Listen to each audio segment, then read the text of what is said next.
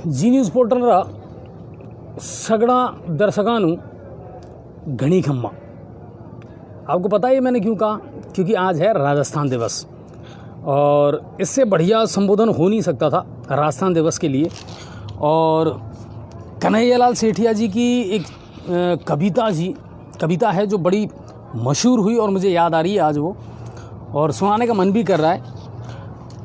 आप सबने पढ़ी भी होगी और बड़ी अच्छी लगती है सर वो सुनने में। और उस कविता में पूरे राजस्थान का जो इतिहास है ना, गौरवशाली इतिहास है, वो समाया हुआ है। और वो कविता यूं है, या तो सुरगाने शर्मावे ई पर देव रमण ने आवे, ई रात 10 नर नारी गावे, धरती धोरारी हो धरती धोरारी। शेयर करो पहले फटाफट, है ना। कन्हैयालाल सेठिया जी की इस कविता में राजस्थान का जो इतिहास है, राजस्थान की जो गौरव गाथा है ना साहब, वो छुपी हुई है। 30 मार्च 1949 को राजस्थान का गठन हुआ और राजस्थान का जो वजूद है, जो अस्तित्व है, वो सामने आया। ये वो धरा है सर, वो धरती है जहाँ आप अगर अजमेर की तरफ जाएंगे तो बिल्कुल सोने की तरह चमकते हुए रेतीले धोरे मिलेंगे, और जब आप जोधपुर की तरफ जाएंगे तो वीरों की गाथाओं से भरा पड़ा इतिहास मिलेगा आपको। उदयपुर की तरफ जब आप जाएंगे तो सुनहरा इतिहास अलग मिलेगा आपको, जहाँ झीलों की नगरी है और एक हरितमा फैली हुई मिलेगी आपको। और हिंदुस्तान का पेरिस जिस शहर को कहा जाता है वो है जयपुर, और वो भी राजस्थान में है। कुल मिलाकर के राजस्थान के चप्पे चप्पे में इतिहास बसा हुआ है, गौरव गाथा बसी हुई है, त्याग और बलिदान की ऐसी कहानी बसी हुई है कि हम कहीं ना कहीं अपने आप को गौरवान्वित महसूस करते हैं कि हाँ, हमने इस प्रदेश में इस धरा पर जन्म लिया है। और इस राजस्थान को समृद्ध बनाना, इस राजस्थान को संपन्न बनाना, ये हम सब की महत्वपूर्ण जिम्मेदारी है। और कहते हैं ना, सोनेरी धरती अठे चांदी रो आसमान, और रंग रंगीलो रस भरो मारो प्यारो राजस्थान। ये राजस्थान का गौरवशाली इतिहास है। तो राजस्थान दिवस की आप सभी को हार्दिक शुभकामनाएं। और कोरोना की काली छाया हट जाएगी तो उम्मीद ये करते हैं कि इस राजस्थान दिवस को जैसे हम पहले मनाते थे उसी तरीके से हम मनाएं। लेकिन अब क्या करें साहब, नहीं कर सकते।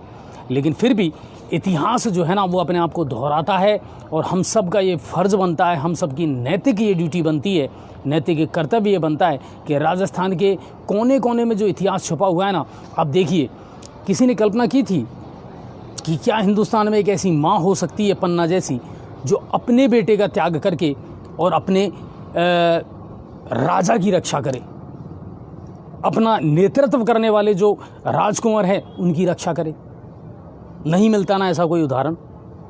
मीरा जैसी भक्त शिरोमणि, जिसने सांवरे को, जिसने कान्हा को अपना प्रियतम मान लिया और उसकी मूर्ति में समा गई, जिनको जहर का प्याला भी अमृत के समान लगा। ये राजस्थान का ही तो गौरव है साहब, जहाँ ऐसी ऐसी वीरांगनाएं थी जिन्होंने अपनी अस्मत से ज़्यादा किसी चीज़ को महत्व नहीं दिया और जौहर कर लिया। अलाउद्दीन खिलजी पड़ा रहा 2 साल तक घेरा डाल करके, मगर रानी पद्मिनी के चेहरे का दीदार नहीं कर पाया। यही तो राजस्थान का इतिहास है और ये राजस्थान का गौरव है। चलिए, राजस्थान के इस स्थापना दिवस की एक बार फिर से मैं आप सभी को शुभकामनाएं देता हूं, और उम्मीद ये करता हूं हमारा राजस्थान फले फूले और समृद्धशाली इतिहास जो है ना, वो बना रहे। क्या हम बच्चों को सुनाते हैं ये कहानियाँ? नहीं सुनाते साहब। किताबों से तो अब वो पन्ने भी हट गए जिन पर हम गौरव किया करते थे, जिन पर हम गर्व किया करते थे। राणा प्रताप जैसे, उदय सिंह जैसे, है ना, अमर सिंह राठौड़ जैसे कितने ऐसे पन्ने हैं सर, जिनको आप पलटोगे ना तो राजस्थान का जो वो कहते हैं ना, किताबें कम पड़ जाएंगी, अल्फाज कम पड़ जाएंगे, मगर इतिहास वो कम नहीं पड़ेगा। इतनी गौरव गाथा है राजस्थान की, मगर हम अपने बच्चों को नहीं सिखाते, हम अपने बच्चों को नहीं पढ़ाते। वो महरूम है आज इस इतिहास को जानने से। जाइए, कभी अपने बच्चों को लेकर के जाइए, अल्बर्ट हॉल घुमाइए, बताइए इतिहास की वो कहानियाँ जो छुपी पड़ी हैं। किस तरह के राजा महाराजे हमारे यहाँ हुए हैं, किस तरह उन्होंने शासन किया है। इतिहास से बच्चों को रूबरू ज़रूर करवाएं सर। इतिहास जो है ना, वो प्रेरणा देता है आने वाली पीढ़ियों के लिए। हिस्ट्री बहुत ज़रूरी है बच्चों के लिए। चलिए, राजस्थान दिवस की या राजस्थान स्थापना दिवस की एक बार फिर से मैं आप सभी को हार्दिक शुभकामनाएं देता हूं और उम्मीद ये करता हूं कन्हैया लाल सेठिया जी की जो कविता है ना वो अपने बच्चों को ज़रूर सुनाएं, एक बार उन्हें बताएं कि हाँ इसमें राजस्थान की गौरव गाथा छुपी हुई है। चलिए अब बढ़ते हैं आज की तमाम खबरों की तरफ। पहले तो आप ये बताइए शेयर कर रहे हैं कि नहीं कर रहे। देखो दोस्तों, एक बात मैं आपको बता दूं कि जी न्यूज़ पोर्टल एक मुहिम है, एक अभियान है सर। ये सिर्फ एक चैनल नहीं है जो सिर्फ आपको खबरें बताता है, बल्कि ये आप लोगों को जागरूक करता है, आप में एक जागृति लाता है। हम ये कहते हैं ना कि ज़िंदा हो तो ज़िंदा होने का सबूत दो कि हाँ हम ज़िंदा हैं। फिर कैसे ज़िंदा हैं हम? अगर ज़िंदा हो तो ज़िंदा होने का सबूत दो, और वो सबूत यही है कि ज़्यादा से ज़्यादा आप खबरों को शेयर करें, लोगों तक एक जागृति फैलाएं, लोगों को उसके अधिकार, उनके कर्तव्यों के बारे में जानकारी ज़रूर दें। ये हर व्यक्ति का अधिकार है सर, ये हक है। वो अपने क्षेत्र की खबरों से रूबरू होना चाहता है, वो मिलना चाहता है, वो जानना चाहता है मेरे क्षेत्र में क्या कुछ हो रहा है। तो आप ज़्यादा से ज़्यादा शेयर करें। शेयर कर रहे हैं कि नहीं कर रहे सर लोग?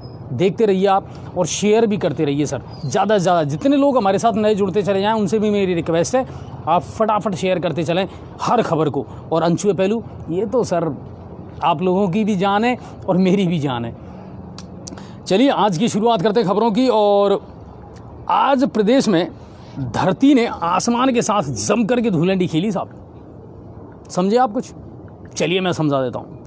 आज पूरे प्रदेश में धूल भरी आंधियाँ चली और आसमान बिल्कुल पीला हो गया साहब, पूरे प्रदेश में। और इसका सबसे ज़्यादा खामियाजा उठाना पड़ा किसानों को।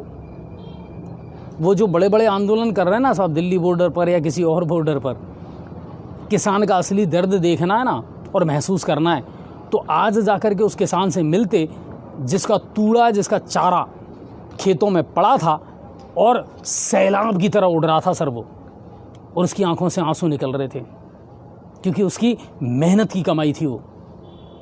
ये जो प्रकृति है ना, ये किसान की अच्छी दोस्त भी है और किसान की सबसे बड़ी शत्रु भी है सर। वो टकटकी लगा करके अगर किसी को देखता है ना तो उस आसमान को देखता है। ये है असली किसान का दर्द। 3 कानूनों के बदलने से कुछ नहीं होगा साहब। सिंचाई के लिए पानी चाहिए, ज़मीन के लिए खाद चाहिए, बोने के लिए बीज चाहिए और फसलों में पानी देने के लिए समय पर बिजली चाहिए। अगर इन मुद्दों को आप उठाते तो शायद ज़्यादा बेहतर होता और किसान के आंसू आसानी से पोंछे जाते। लेकिन वही बात है ना साहब कि स्वार्थ के रंग बिरंगे लोग हैं तो अपने अपने हिसाब से आंदोलन कर रहे हैं। बाकी असली दर्द देखना है तो वहाँ जा कर के देखिए, रात भर थ्रेसर चला है। और ये कोई और नहीं बता रहा, ये मैं बता रहा हूँ आपको, जो मैंने व्यक्तिगत और प्रैक्टिकली देखा है कि रात भर थ्रेसर चला, गेहूं का गरा इकट्ठा हुआ और तूड़े का लगा एक ढेर, और आया आंधी का एक सैलाब और बहाकर उड़ा कर ले गया सारे तूड़े को और सारे चारे को जिस पर उसकी निगाहें टिकी थी, उस किसान की। क्योंकि वो पशुपालक भी तो है, फिर क्या चराएगा वो? हकीकत है, पल्ली से छुपाने का उसने प्रयास किया, पानी के छींटे दिए कि मेरा तूड़ा ना उड़े, मेरा चारा ना उड़े। मगर प्रकृति से लड़ा जा सकता है क्या? आज दिन भर रहा ये माहौल। और कुल मिलाकर के ये है कि धरती ने आसमां के साथ में धूलंडी खेली और जम करके खेली। अभी तक भी यही हाल है। अभी जब हम आ रहे थे लाइव करने के लिए तो आपने देखा होगा गंगापुर के भी, हमारे यहाँ के जो लोकल लोग हैं, जो यहाँ के निवासी हैं, आज पूरा आसमान पीला था सर, और अभी भी आंखों में धूल घुस रही है। घर जो है ना वो पूरे माटी से भर गए आज। पूरे प्रदेश भर में चला ये, और आगामी 24 घंटों में भी मौसम विभाग ने कहा है कि भरतपुर है, सवाई माधोपुर है, करौली है, इनमें तो बिल्कुल 35 से 40 किलोमीटर की रफ्तार से आंधियाँ चलेंगी, धूल भरी आंधियाँ चलेंगी। इनका सामना करना पड़ेगा। इसके अलावा गर्मी का जो तापमान है वो भी अब बढ़ने लगा है सर। बहुत सारे ज़िलों में गर्मी भी अब अपने तेवर दिखाने लगी है। कुल मिलाकर के ये है, अगर आप प्रकृति से विपरीत हो जाओगे ना सर, तो प्रकृति ऐसा तांडव करेगी जिसका सामना आप नहीं कर पाओगे। और इसके लिए जिम्मेदार भी कहीं ना कहीं हम ही हैं, बिल्कुल हम हैं। घरों में एसी की तादाद बढ़ने लगी है साहब, है ना। झोंपड़ियाँ कम होने लगी हैं, बड़े बड़े मकान बनने लगे हैं, आलीशान बिल्डिंगें बनने लगी हैं, सड़कों का निर्माण होने लगा है। जब ज़मीन में पानी ही नहीं जाएगा तो पानी आएगा कहाँ से? गौर ज़रूर करना इस बात पर। पक्की सड़कें चाहिए हमको, लेकिन आपको पता है कि जब सड़कें कच्ची थी तो बरसात का पानी रिस करके ज़मीन में जाता था और वाटर लेवल बराबर बना रहता था। अब तो आपने पक्की सड़कें बना दी साहब, पानी को ज़मीन में जाने के लिए जगह ही नहीं छोड़ी और वो बह करके निकल जाता है। फिर आप कितने बड़े अभियान चला लो कि हमें एक एक बूंद पानी की बचानी है। आप तो प्रकृति से दूर होते जा रहे हैं ना, फिर बचाओगे कैसे? और ये प्रकृति, अब सब कुछ बदल गया। कभी गौर करके देखना, शांति से इत्मीनान से बैठना और फिर सोचना सर्दियों में कितनी सर्दी पड़ती है, गर्मियों में कितनी गर्मी पड़ती है, बरसात का सीज़न कब शुरू होता था और कब ख़त्म होता है और अब बारिश कितनी होती है। तब पता चलेगा कि हाँ, प्रकृति के सारे नियम बदल गए। क्यों? कि आम आदमी ने अपने नियम बदल दिए। वही तो कारण है कि कल मैंने आपसे कहा था कि वो ज़माना था जब भाभी देवर से कंवर जी कहा करती थी और लाला जी कहा करती थी। आज वही भाभी अपने देवर से भैया जी कह करके संबोधित करती है। तो बदल गया ना सर टाइम, समय की तो बात है। और समय जब बदलेगा तो फिर प्रकृति भी बदलेगी। चलिए, तो धूल भरी आंधियाँ आज चली पूरे प्रदेश भर में और आगामी 24 घंटों के लिए भी अलर्ट जारी कर दिया है मौसम विभाग ने। गहलोत कैबिनेट की कल महत्वपूर्ण बैठक होने वाली है 12:30 बजे CMR में और बहुत सारे मुद्दे हैं जिन पर बातचीत होने वाली है। सबसे बड़ा मुद्दा तो होगा भूमि पुनर्वास को लेकर के, तबादला नीति, नई तबादला नीति है उसको लेकर के, और बजट जो अभी जारी किया है सरकार ने उसको लेकर के उसकी क्रियान्विति कैसे की जाए। तो इनको लेकर के महत्वपूर्ण बातें कल होने वाली हैं। और उसके बाद में फिर चुनावी दौरे पर निकल जाएंगे मुख्यमंत्री गहलोत। कल शाम को 4 बजे शायद वो उनका असम दौरा है और पूर्व उप मुख्यमंत्री सचिन पायलट है, वो भी कल से चुनावी दौरे पर भी रहेंगे क्योंकि असम में चुनाव है और इसके अलावा पश्चिम बंगाल में चुनाव है, राजस्थान में भी 3 जो विधानसभा है उनमें उपचुनाव है। तो अब चुनावी सरगर्मियाँ तेज़ हो रही हैं, तो अब उनमें ध्यान लगेगा। जितने भी नेता हैं, बड़े बड़े स्टार प्रचारक हैं उनका, तो वो उनमें भी इन्वॉल्व हो जाएंगे। प्रदेश में गर्मी की तपिश बढ़ती जा रही है और कई ज़िलों में तापमान बढ़ा है। अब चलते हैं भरतपुर की तरफ। भरतपुर से क्या कुछ बड़ी खबरें हैं, आप शेयर कर रहे हैं कि नहीं कर रहे हैं? फटाफट शेयर करिए सर। कल की शेयरिंग बहुत कम थी सर, जबकि कल बड़े बिंदास तरीके से हमने लाइव की थी। कल धूलंडी का त्यौहार था तो हमें लगा कि नहीं, थोड़ा सा एंजॉय करते हैं और जोक के साथ, मजाक के साथ हम कल की लाइव करते हैं, तो वही हमने किया। लेकिन बहुत कम शेयरिंग थी सर कल की। शेयरिंग ज़्यादा से ज़्यादा करें, एक टारगेट बना लें कि कम से कम 200 से ज़्यादा तो शेयरिंग होनी चाहिए सर, ताकि इतने लोगों तक वो खबरें पहुँचें। और शेयर है ना, ज़्यादा से ज़्यादा ग्रुप में किया करें। 100-50 लोगों का आपका जो ग्रुप बना हुआ है उस पर अपनी लिंक जो है उसको शेयर कर दें आप, व्हाट्सएप है या मैसेंजर है वहाँ पर, तो लोगों तक ज़्यादा से ज़्यादा खबरें पहुँचेंगी और लोग ज़्यादा से ज़्यादा हम तक जुड़ेंगे तो हमें भी थोड़ी सी मजबूती मिलेगी। चलिए भरतपुर की तरफ चलते हैं। और विधायक जोगिंदर अवाना आज नदबई के दौरे पर रहे। एक तो आपको याद होगा, मैंने बताया था आपको कि चिरौली के जंगलों में एक 8 वर्षीय नाबालिग के साथ दुष्कर्म करके और उसका शव कुएं में फेंक दिया गया था। तो उसके परिजनों से आज उन्होंने मुलाकात की और उनको हर संभव सहायता का आश्वासन भी दिया। पुलिस अधिकारियों से इस मामले को लेकर के रिपोर्ट भी ली है और उनको पाबंद भी किया है कि जल्द से जल्द जो है इस मामले में कार्रवाई की जाए। हालांकि आरोपी जो है वो पहले ही गिरफ्तार हो चुका है। वहीं CRPF के जवान सुमरन गुजर के शहीद होने पर उनके परिजनों से भी वो मिले और बड़प्पन दिखाते हुए उन्होंने 1 लाख रुपए की आर्थिक सहायता भी परिवार को दी है। कामा कस्बे के चील महलों के नीचे आज दिन दहाड़े कुछ असामाजिक तत्वों के द्वारा एक महिला के साथ अभद्रता की गई और छेड़छाड़ की गई। उसे रोकने के लिए जब 3 लोग आए तो उनके साथ भी बुरी तरीके से मारपीट की गई। देखा आपने अपराधियों के हौसले, है ना, एक तो चोरी, ऊपर से सीना चोरी, ये किया गया। और उसके बाद में उस महिला को अब बेअदब करके और उसके कान से सोने की बालियां लूट करके और वो लोग वहाँ से फरार हो गए। पुलिस को सूचना दी गई और कामा थाने में इसका मामला दर्ज करवा दिया गया है। पुलिस इनकी तलाश कर रही है। ये तो अब आम घटनाएं हो गई सर। गंगापुर में देख लीजिए आप, हमारे शहर में रोजाना आए दिन की ये घटनाएं हो रही हैं। आप मोबाइल पर बात करते जा रहे हैं, बाइकर आएंगे, आपका मोबाइल छीन करके ले जाएंगे। कोई पता नहीं चल रहा सर इन लोगों का ये कौन है। और आपको एक बात और बता दूं, ये यही हैं और हमारे आसपास के ही हैं। अब ये स्टूडेंट हैं या कोई मनचला है या कौन है पर ये पता नहीं है। और पुलिस ने भी हाथ खड़े कर रखे हैं अभी तक तो इस मामले में। नई नई गाड़ियाँ आ रही हैं सर, एक से एक गाड़ियाँ नज़र आ रही हैं आजकल। तो इनफील्ड का मैंने पहले भी उठाया था मामला, बुलेट और इनफील्ड, उसमें कुछ इस तरह का लगाया जाता है वो साइलेंसर में, जो बड़ी स्टाइल से दिखा करके और वो ब्लास्ट होता है। है ना, फायर फेंकता है वो, जाने इस धरती पर वही सबसे बड़े अवतार पैदा हुए हैं भगवान राम और कृष्ण के बाद में, और तो कोई हुआ ही नहीं इस धरा पर। इस तरह का वो प्रदर्शन करते हैं। रईस बाप की बिगड़ी औलाद हैं साहब ये, और इनसे समाज भी शर्मिंदा है। मुझे नहीं पता इनके माँ बाप शर्मिंदा हैं या नहीं है, मगर समाज तो शर्मिंदा है साहब इनसे। तो हैं इस तरह के असामाजिक तत्व जिन्होंने इस तरह की घटनाओं को अंजाम दिया। नदबई की शांति कॉलोनी में आज असंतुलित होकर के सीढ़ियों से गिरने से एक युवक की मौत हो गई। मृतक सतीश था और पुलिस को इसकी जब सूचना दी गई तो पोस्टमार्टम करवा करके और शव परिजनों के सुपुर्द कर दिया गया है।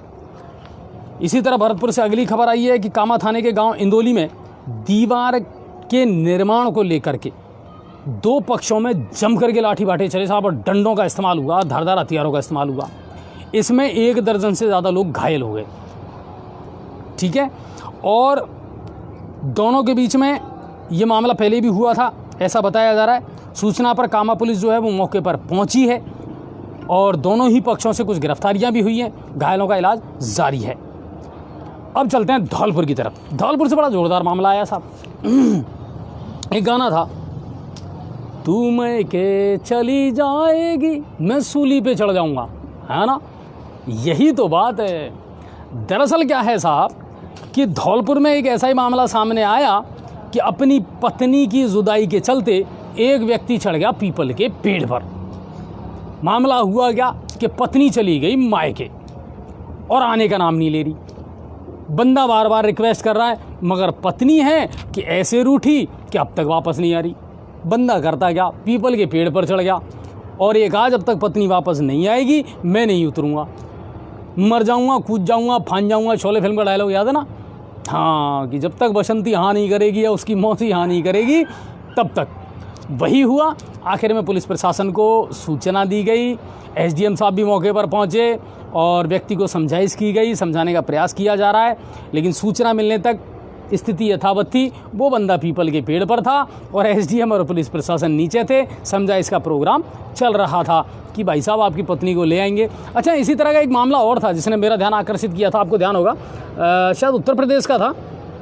वो 1.5 फुटिया कोई व्यापारी थे, उनकी शादी नहीं हो रही थी, है ना, और उन्होंने पूर्व मुख्यमंत्री अखिलेश यादव को भी कहा कि साहब मेरी शादी करवाओ। अच्छा बिजनेसमैन है, कपड़ों का शोरूम है उनका, मगर सबसे बड़ी समस्या उनकी हाइट जो है ना वो उनका जी का जंजाल बन गई साहब, उनकी जान की दुश्मन बन गई। बहुत छोटी सी हाइट है उनकी और अच्छा पैसा कमाते हैं, लेकिन क्या करें, कोई मिल ही नहीं रहा उनको, उनके लिए योग्य दुल्हन मिल ही नहीं रही। लेकिन उसके बाद जब सोशल मीडिया पर, फेसबुक पर जब उनका वीडियो वायरल हुआ तो ये हुआ कि उनके लिए अब रिश्तों की लाइन लग गई। और सबसे बड़ी बात कि बॉलीवुड के स्टार सलमान खान ने भी उनको फ़ोन करके बुलाया कि मैं आपको अपनी एक फिल्म में लेना चाहता हूँ, डांस करिए आप मेरे साथ। तो हो गए ना प्यारे नारे। तो वही कहते ना साहब, ये तकदीर पलटने में वक्त नहीं लेती, बस जो इंतज़ार है ना वो वक्त का ही करना पड़ता है। ये वक्त किसी को अर्श से फ़र्श पर और किसी को फ़र्श से अर्श पर कर देता है, वही बात है। चलिए, तो उम्मीद ये करते हैं, और उनकी पत्नी अगर ये चैनल देख रही है तो हम उनसे भी कहेंगे कि अब आ जाओ मोहतरमा, और उनको पीपल के पेड़ से आप ही उतार दो और वही कहानी कह दो जिस तरह बीरू से कहा था बसंती ने शोले फिल्म में कि आ जाओ मैं शादी के लिए तैयार हूँ। आपकी तो शादी हो गई ना, तो फिर क्यों ये जुदाई के पल गुजार रहे हो, और आ जाइए। चलिए अब बढ़ते हैं अगली खबर की तरफ। आज पुलिस वालों ने खेली जम करके होली पूरे प्रदेश में। देखिए, कल जो पुलिस, या कल से पहले पूरे 24/7 लगातार हमारी सुरक्षा में लगी रहती है, उस पुलिस को सिर्फ एक ये टाइम मिलता है जब वो जम करके होली खेलते हैं। आज गंगापुर सिटी पुलिस ने भी साहब कोतवाली थाने में जम करके होली खेली। आज वर्दी रखी रह गई कोने में और खुल मिला करके पूरी रंगत में नजर आए। उदयपुर थाने का तो मुझे याद है, मैं 3-4 बजे जब वहाँ से आया था ना, तो वहाँ तब तक भी डीजे चल रहा था। पुलिस वाले जम के नाच रहे थे, जम के झूम रहे थे। और हम तो यही कहेंगे कि देखिए, ज़रूरी भी है, दिन रात मुस्तैदी से नौकरी करने वाले ये पुलिस वाले सर, ये भी तो राहत चाहते हैं, ये भी तो सुकून का और एंजॉय का कुछ पल चाहते हैं। ना तो इनको छुट्टियां टाइम से मिल पाती, ना अपने परिवार के साथ वक्त गुजार पाते, लेकिन अगर इनको ऐसा वक्त मिलता है तो बिल्कुल। आज हमने दिन भर किसी पुलिस वाले से, यहाँ तक कि मैं डेली थाने में जाता हूँ रिपोर्ट लेने, क्राइम रिपोर्ट लेने, आज मैं नहीं गया। नारोली डांग का एक मामला था, आपको ध्यान होगा, प्रजापत समाज की एक महिला के साथ में जो घटना हुई थी, और रमेश मीणा नाम का जो आरोपी है वो अभी तक गिरफ्तार नहीं हुआ।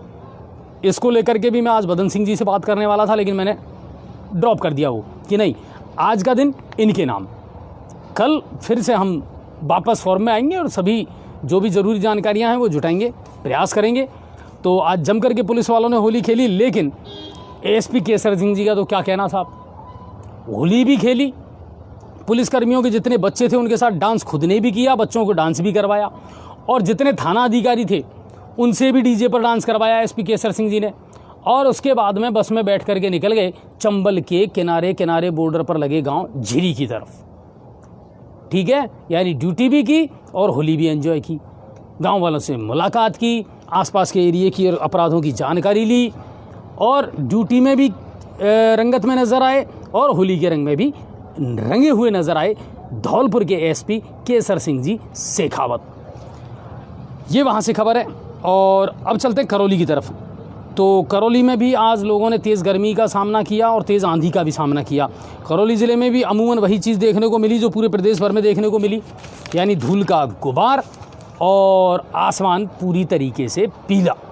किसानों की चिंताएं ज़रूर बढ़ रही हैं सर, क्योंकि अभी गेहूं की फसल जो है ना वो खड़ी हुई है सर खेतों में। बहुत सारे लोगों ने तो चलो काट ली, सुरक्षित अपने घरों में ला करके रख ली, लेकिन बहुत सारे लोग ऐसे हैं सर जिनकी अभी भी गेहूं की फसल जो है ना वो खेतों में खड़ी हुई है। लगातार किसान जो है ना सर बहुत सारे, अच्छा मजदूरी भी बहुत महंगी हो रही है भाई साहब, 350 और 400 रुपये ले रहे हैं मजदूर, गंगापुर से और आसपास से ले जाने पड़ते हैं गाँवों में, जब जा कर के वो फसल काट रहे हैं, ताकि जल्द से जल्द उसका निस्तारण हो पाए और किसान को थोड़ी सी राहत मिले। शेयर हो रही है कि नहीं हो रही? अगर लापरवाह करोगे ना सर तो फिर देख लो, हाँ धूल का एक गुबार में भी छोड़ दूंगा। तो कुल मिला करके शेयर आप करते रहें लगातार। चलिए, और करौली से अगली खबर और आई है। दहमोली गांव में बिजली विभाग की लापरवाही के चलते एक किसान की जीवन भर की जो कमाई है वो स्वाहा हो गई। ये घटनाएं बहुत ज़्यादा देखने को मिल रही हैं। 11 kV की लाइन खेतों में होकर के गुजर रही है, ठीक है, गर्मी में स्पार्किंग भी होगी, तार भी गर्म होगा, 11 kV टूट करके खेतों में गिरती है। और सर आप बहुत सारे लोगों ने देखा होगा, ऐसा नज़ारा होता है जब ये 11 kV की सप्लाई जब चालू रहती है ना सर, ज़मीन में गड्ढे हो जाते हैं और तार ऐसे नाचता है जैसे माइकल जैक्सन की तरह डांस करता है जब करंट दौड़ता रहता है ना उसमें। और गेहूं की फसल है ना वो तबाह हो गई सर। कई जगह से आई हैं, सपोट्रा से भी हमारे पास ऐसी खबर आई है कि वहाँ भी गेहूं की जो फसल थी ना वो बिजली विभाग की लापरवाही के चलते जल करके पूरी नष्ट हो गई। और दहमोली से भी एक ऐसा ही मामला आया है, गेहूं की पूरी फसल थी ना सर जल करके स्वाहा हो गई। अब बताइए आप उस किसान पर क्या गुजरेगी, कितनी सहायता दे पाओगे आप उसको? फसल गई, पेट में जो दाने जाने थे ना वो स्वाहा हो गए, पशुओं को जो मिलने वाला तूड़ा और चारा था वो स्वाहा हो गया। दूसरी बात, कुछ फसल को बेच करके वो अगर चंद नोट लेकर के आता वो स्वाहा हो गए। अब आप कितनी राहत दोगे उसको? बीमा कंपनी कितना बीमा देगी उसको? नहीं है ना। पूछना राकेश टिकैत जी से जाकर के, जो 3 कानूनों के खिलाफ आवाज़ उठा रहे हैं ना, उनसे जाकर के पूछना कि साहब अब उन किसानों के लिए क्या करोगे। ये केंद्र से पूछो और ये राज्य से पूछो, इन 3 कानूनों के अलावा दर्द बहुत हैं गालिब, बस ढूंढने की ज़रूरत है। बहुत हैं किसानों के दर्द, मगर कोई सुनता नहीं है। लड़ना है तो किसान के खाद के लिए लड़ो, किसान के बीज के लिए लड़ो, किसान की सुरक्षा के लिए लड़ो। किसान, आपको पता है कल मैंने एक खबर बताई थी बौली में, है ना, थ्रेसर में गेहूं निकालते समय अचानक हार्ट अटैक आया और जब अस्पताल लेकर के पहुंचे उससे पहले उस किसान की मौत हो गई। बड़ा दुखी और बहुत बुरा जीवन है सर किसान का, हकीकत है ये।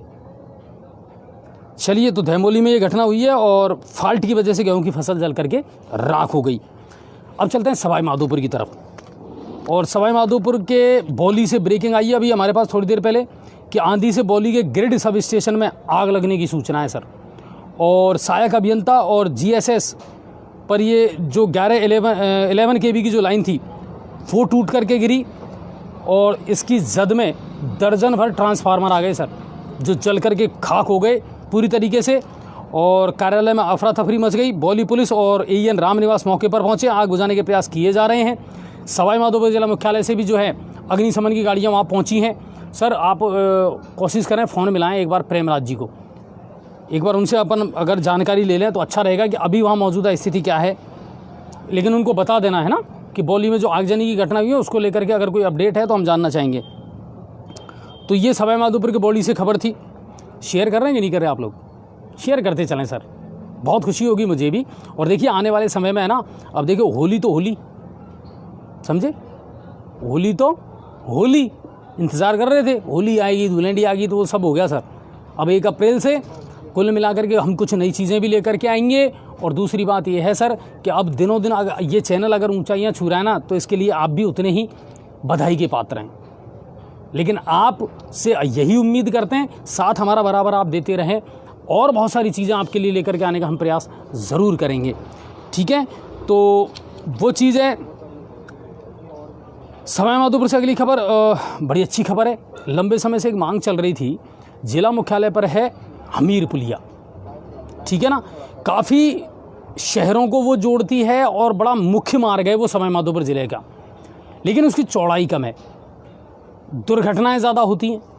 ठीक है, उसको लेकर के टोंक सवाई माधोपुर के सांसद जौनपुरिया जी ने पहल करते हुए आज नितिन गडकरी जी से मुलाकात की और उन्होंने वहाँ से, हालांकि खबर पहले भी आई थी हमारे पास में, 43.03 करोड़ रुपए हमीर पुलिया की चौड़ाईकरण के लिए और उसके विकास के लिए स्वीकृत करवाए हैं। उम्मीद ये करते हैं आने वाले समय में जो हमीर पुलिया का मामला है ना, ये सुलझ जाएगा। सुलझ ऐसे जाएगा, अगर इसकी चौड़ाई हो जाती है ना साहब, तो दुर्घटनाओं पर बहुत बड़ा अंकुश लग जाएगा और सवाई माधोपुर ज़िले के लोगों के लिए भी बहुत बड़ी राहत है। और न सिर्फ सवाई माधोपुर, देखिए वहीं से खंडार के लिए जाना होता है, खेरदा अगर आपको जाना है, चौथ का बरवाड़ा आपको जाना है, तो ये मुख्य पुलिया है। तो अगर इसका चौड़ाईकरण हो जाता है ना सर, तो बहुत बड़ी राहत मिलेगी जिला मुख्यालय पर। अब चलते हैं गंगापुर सिटी की तरफ। हमारे शहर में क्या कुछ हुआ? शहर में यहाँ भी धूल का गुबार है, अभी भी है मौजूद। ये तो रात हो गई, वरना मैं बिल्कुल आपको दिखा था। ठीक है, आसमान बिल्कुल पूरा पीला है साहब। और गंगापुर सिटी में क्या कुछ क्राइम को लेकर के हुआ, तो पुलिस वालों ने जमकर के होली खेली। मैंने हालांकि पदम जी से कहा था कि पदम जी लाइव ज़रूर दिखाना आप, लेकिन पदम जी ने कहा सर वो हो सकता है एक दूसरे को अपन जानते हैं तो मेरे भी कपड़े अपड़े फाड़ दें आज पुलिस वाले, तो वो गए नहीं वहाँ पर। लेकिन उनके बहुत सारे वीडियो और फुटेज हमारे पास में आए हैं और हम तो पूरे जो पुलिस प्रशासन है उनको भी बधाई देंगे कि बिल्कुल आप अपना काम मुस्तैदी से करते रहें सर। और टाइम टू टाइम इस तरह की चीज़ें भी आपके जीवन में होना बहुत ज़रूरी है। जिस तरह आप 24/7 ड्यूटी करते हैं उसके अकॉर्डिंग। तो 1 अप्रैल से जयपुर बयाना लोकल ट्रेन जो है वो पहले की तरह प्रारंभ हो जाएगी और वही लोकल किराया लगेगा, आपको कोई रिजर्वेशन कराने की ज़रूरत नहीं है। और मैं धन्यवाद देता हूं पदम जी को कि मैं काफ़ी बार उनसे कह चुका था, पदम जी एक बार स्टेशन का जो पूरा मामला है ना उसको आप दिखा दीजिए, ट्रेनें कौन सी चल रही हैं, किस तरह चल रही हैं, क्या किराया है, क्या प्रक्रिया है, क्या नियम है। तो वो आज पदम जी ने दिखा दिया। ठीक है, तो उम्मीद ये करता हूँ आपको महत्वपूर्ण जानकारियाँ मिल गई होंगी और लोकल ट्रेनें भी अब धीरे धीरे चालू होंगी। और जैसे बहुत सारे लोगों को शिकायतें थी, हमें भी शिकायतें थी, लगातार हम भी ये मांग उठा रहे थे सर कि सर प्लीज़ कोरोना के बाद में अब आपने जो ट्रेनों का शेड्यूल बिगाड़ा है ना, इसको वैसा कि वैसा ही कर दीजिए जैसा पहले था। तो उम्मीद ये करते हैं कि जो रेल विभाग है वो अब इस पर ध्यान दे रहा है, रेलवे बोर्ड इस पर ध्यान दे रहा है और धीरे धीरे जो सब कुछ है ना पहले की तरह वैसे ट्रेनें सुचारू रूप से चालू हो जाएंगी, किराया पहले जैसा हो जाएगा और एक्स्ट्रा जो वजन है वो लोगों पर नहीं आएगा, यात्रियों पर नहीं आएगा। वार्ड नंबर 17 जैन मंदिर वाला इलाका, क्या कहें साहब, एक बार पहले भी मैं लाइव दिखा चुका हूँ, मगर मैं इसको नगर परिषद की बेशर्मी कहूँ, प्रशासन की बेशर्मी कहूँ या किसकी बेशर्मी कहूँ, सर नरक का जीवन जी रहे हैं वो लोग। और वार्ड नंबर 17 की बात नहीं है, बहुत सारे वार्ड हैं सर। मेरे पास में वीडियो और फुटेज आए हैं वार्ड नंबर 31 से भी। वार्ड नंबर 31 में ना तो रोड लाइट है, ठीक है, ना टाइम पर सफाई हो रही है, ना कोई निर्धारित कचरा पॉइंट है, लोग परेशान हैं। और वहाँ के जो वार्ड मेंबर हैं महेश जी कटारिया, लोग कह रहे हैं कि साहब कई बार उनसे भी कह दिया लेकिन वो भी ध्यान नहीं दे रहे। वार्ड नंबर 17 के मेरे ख्याल से गिरिराज जी हैं बीओ साहब, वो भी क्या करें, कई बार लिख चुके हैं, वो ज्ञापन भी दे चुके हैं।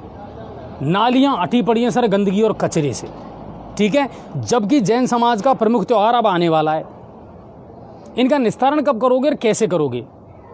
मुझे ये लग रहा है कहीं ना कहीं कि अब नगर परिषद के जो सभापति है ना साहब, वो भी अब निराश नज़र आ रहे हैं, बैकफुट पर नज़र आ रहे हैं मुझे, क्योंकि उनकी बातों से और उनके शब्दों से, आपको याद होगा 2-3 दिन पहले भी जब हमने उनको लाइव पे लिया था तो उनका कहना था कि साहब हाँ विज़न तो बहुत है, सोच बहुत है, पर जैसा मैं चाह रहा हूँ वैसा हो नहीं रहा कुछ भी बिना बजट के। और ये सही बात है। आपको याद होगा जी न्यूज़ पोर्टल हमेशा से एक बात कहता आया है और हमेशा से एक सवाल पूछता आया है, बोर्ड तो बना लोगे साहब, काम करोगे कैसे जब सरकार ही विपरीत है? नहीं करेंगे, बिल्कुल करेंगे, हमें भरोसा है अपने विधायक महोदय पर। तो अब भरोसा टूट क्यों रहा है आपका? जनता तो आपसे जवाब करेगी, पूछेगी, मांगेगी और सवाल भी करेगी सर। हमें कोई लेना देना नहीं है बोर्ड किसका है, जनता को कोई लेना देना नहीं है ऊपर सरकार किसकी है। जनता इतना जानती है कि हमने बोर्ड बीजेपी का बनाया है, हमने शिवरतन जी को सभापति बनाया है और फलाने आदमी को हमने अपना वार्ड मेंबर बनाया है, हमारे विकास के काम तो आपको करवाने हैं। मैं लोगों से भी ये कहूँगा, जितने वार्ड वासी हैं चाहे किसी भी वार्ड के हों, अपने वार्ड मेंबर से कहो, ये अधिकार है आपका, कोई एहसान नहीं करेंगे वो लोग। अगर उनकी नहीं चल रही तो लड़ो, ये उनकी जिम्मेदारी है, जनता की नहीं है। जनता ने तो अपना काम कर दिया, आपको चुन करके और नगर परिषद बोर्ड में भेज दिया। बहुत सारे वार्ड हैं सर जहाँ से लगातार ये समस्याएं आ रही हैं और वार्ड मेंबर अब सुस्त हो गए, बिल्कुल मुझे तो ढीले नज़र आ रहे हैं। और अब एक बात और बता दूं, जितने भी लोग ये लाइव देख रहे हैं पहले तो फटाफट शेयर करो, क्योंकि बहुत इंपॉर्टेंट बात मैं आपको बताने वाला हूँ। 100 दिन का कार्यकाल इनका पूरा हो गया, चाहे चेयरमैन साहब हो, सभापति या उपसभापति हो, और चाहे आपके वार्ड मेंबर हो। 100 दिन का कार्यकाल इनका पूरा हो गया। अब मेरी जितने भी वार्ड वासी हैं, 60 वार्ड हैं गंगापुर सिटी में, जितने भी बाशिंदे हैं उनसे ये कहना है, अपने वार्ड के 2-2, 5-5, 10-10 वीडियो या फोटो हमारे पास भेजें। आप बिल्कुल भेजें कि आखिर 100 दिन में हुआ तो क्या और अब मौजूदा हालात क्या हैं, आपके वार्ड मेंबर ने क्या किया। और मैं बिल्कुल यहाँ इसी चैनल पर खुलेआम नाम भी लूँगा कि साहब कितनी तो प्रोग्रेस हुई है और कितना लोग अभी भी आपकी तरफ देख रहे हैं, आपने 100 दिन में क्या करा और 100 दिन में क्या नहीं किया। बिल्कुल नहीं किया तो गलती आपकी है, करना आप ही को पड़ेगा साहब। आप एक्सक्यूज़ नहीं दे सकते, सभापति हमारी नहीं सुन रहे साहब, बजट नहीं है साहब, हमें क्या लेना देना इस बात से, आम आदमी को क्या मतलब है इस बात से। आम आदमी तो विकास चाहता है, इसीलिए आपको चुना है। कैसे लाते हो, लड़ते हो कि झगड़ते हो कि आंदोलन करते हो, सड़क पे बैठते हो, वो आपकी समस्या है। जनता को मतलब नहीं है, जनता विकास चाहती है, जनता जागरूक है। तो जितने लोग हैं मेरा उनसे कहना है, प्रत्येक वार्ड में से 5-5, 10-10 फुटेज और वीडियो हमारे पास में भेजिए, वार्ड का नंबर लिखिए, वार्ड मेंबर बताइए कौन है, क्या चल रहा है और कितना हो गया, भेज दीजिए, हम चैनल पे ज़रूर चलाएंगे। अधूरी जानकारी दोगे, अपुष्ट खबरें भेजोगे तो नहीं चलाएंगे। बिल्कुल क्लियर कर रहा हूँ मैं आपसे, जिन खबरों की पुष्टि होगी बिल्कुल उन्हीं को चलाएंगे हम। तो जितने वार्ड मेंबर हैं उनसे भी मेरा कहना है, सर प्लीज़ जोश को कम मत पड़ने दो, आपको जनता ने चुना है। आयुक्त से बात करिए, वार्ड मेंबर से बात करिए, एसडीएम महोदय से मिलिए, और ये सब नहीं सुनते तो फिर विधायक महोदय डेफिनेटली आपकी सुनेंगे। सरकार ने बजट पास कर दिया है, बिल्कुल आप बैठ करके विधायक महोदय से बात करिए। सरकार किसकी है, क्या है, मायने नहीं रखता सर। और विधायक महोदय ने भी कहा है कि बिल्कुल मैं कंधे से कंधा मिला करके काम करने को तैयार हूँ। तो फिर बिल्कुल करिए ना, पहल करिए, कहाँ दिक्कत है, मिलिए, बात करिए, बाकी काम होना चाहिए पब्लिक का, ये याद रखिए। तो वार्ड नंबर 17 का मामला गंभीर है साहब, और उम्मीद ये करूँगा कि जल्द से जल्द वार्ड नंबर 17 की सफाई करवाई जाए, नालियों की, सड़कों की दुर्दशा है उसको ठीक करवाया जाए। बहुत शर्मिंदगी वाली सिचुएशन है, वहाँ से जो वीडियो आई, फुटेज आई ना, मैं पहले भी दिखा चुका हूँ वहाँ से। चलिए अगली खबर, नांदोती से बरदाड़ा गांव में आपको ध्यान होगा दिन दहाड़े एक फायरिंग की घटना हुई थी। रिया हॉस्पिटल में फिर एडमिट करवाया गया था, लाइव भी चलाया था हमने। उसका जो मुख्य आरोपी है संजय मीणा, उसको नांदोती पुलिस ने गिरफ्तार कर लिया है। बिल्कुल, वीर सिंह जी तो लगातार अपना काम कर रहे हैं, तो उसको गिरफ्तार कर लिया गया है। गुड़ाचंद्र जी में फिर कोरोना की दस्तक हुई है। आपको याद होगा जब कोरोना का पहले मामला चल रहा था ना, तो गुड़ाचंद्र जी में भी बहुत ज़्यादा केसेज आए थे। आज फिर मिला है। गंगापुर के रहने वाला एक बैंक कर्मी है जो वहाँ ड्यूटी करता है, वो कोरोना पॉजिटिव पाया गया है। हालांकि उसको होम आइसोलेट कर दिया गया है, लेकिन इससे एक दहशत का माहौल ज़रूर उस क्षेत्र में बना है। एक लाइव और चलाई थी, पदम जी ने ट्रेन की चपेट में आने से हीरापुर निवासी राजेंद्र मीणा, जिसकी उम्र 38 साल है, उनकी मौत हो गई और परिजनों को सूचना दी गई। सदर थाना पुलिस जो है वो मौके पर पहुंची, शव का पोस्टमार्टम करवा करके और परिजनों के सुपुर्द कर दिया गया है। उम्मीद कर रहा हूँ आप शेयर कर रहे होंगे ज़रूर। वहीं नांदोती पुलिस ने भी आज जमकर होली मनाई। वीडियो हमारे पास आए और मैंने अपनी टीम को बताऊंगा और उनसे कहूँगा कि प्लीज़ जितने भी जहाँ से हमारे पास में वीडियो आए हैं ना, उन सबको पोस्ट आप ज़रूर कर दें, ठीक है ना? ठीक रहेगा और उन लोगों को भी ठीक लगेगा। तो बहुत सारे आए हैं। चोरों का आतंक कहना ही क्या गंगापुर सिटी में। वो कहते हैं ना कि चोरों की कमी नहीं है, गालिब एक ढूंढो 1000 मिलेंगे मेरे शहर में। तो वही हो रहा है इन दिनों गंगापुर में। तो घरों में भी चोरियाँ हो रही हैं, रास्ते चलते भी चोरियाँ हो रही हैं, कोई मोबाइल छीन करके भग गया। आपको पता है आज एक लाइव दिखाया था पदम जी ने, देखा होगा आप लोगों ने, रेलवे क्वार्टर में, रेलवे क्वार्टर नंबर 444 /L। उसमें सहायक लोको पायलट रहते हैं अशोक मीणा जी, दौसा के सिकराय के रहने वाले हैं। और रात में बीती रात चोरों ने क्वार्टर का ताला तोड़ करके, मुख्य दरवाज़ा तोड़ करके और लाखों की चोरी की है। लाखों के माल पर हाथ साफ कर लिया। सुबह दोस्त जब होली के लिए गए तब पता चला कि साहब वहाँ तो दरबार ही लुट गया, बचा नहीं कुछ। चलिए मामला दर्ज करवा दिया गया है। अब चोर मिल जाएं तो अच्छी बात है। आज किसान परेशान रहा, मैंने बताया, क्योंकि धूल भरी आंधियों ने किसान की चिंता ज़रूर बढ़ाई। आगजनी की घटना बहुत ज़्यादा हो रही है सर। हर रोज़ हमारे पास में कोई ना कोई ऐसी खबर आती है कि साहब या तो खेतों में आग लग गई या झोंपड़ों में आग लग गई। ये आग क्यों लग रही है, इससे बचाव कैसे किया जा सकता है, इसके लिए क्या किया जाए, इसको लेकर के पूरी विस्तृत जानकारी कल हम आपको ज़रूर देंगे। अगर आपके आसपास कहीं भी इस तरह की कोई घटना होती है तो आपका सबसे पहला कर्तव्य क्या बनता है, आपको सबसे पहले क्या चीज़ें करनी चाहिए, क्या एहतियात बरतनी चाहिए, कहाँ आपको सूचना देनी चाहिए और आप अपने स्तर पर क्या प्रयास कर सकते हैं, इस बारे में विस्तृत जानकारी मैं कल आपको दूंगा कि गंगापुर सिटी में कितने अग्निशमन यंत्र हैं हमारे पास, कितने वाहन हैं, कितने किलोमीटर तक वो पहुंच सकते हैं, क्या उनकी क्षमता है, कहाँ आपको कॉल करना है।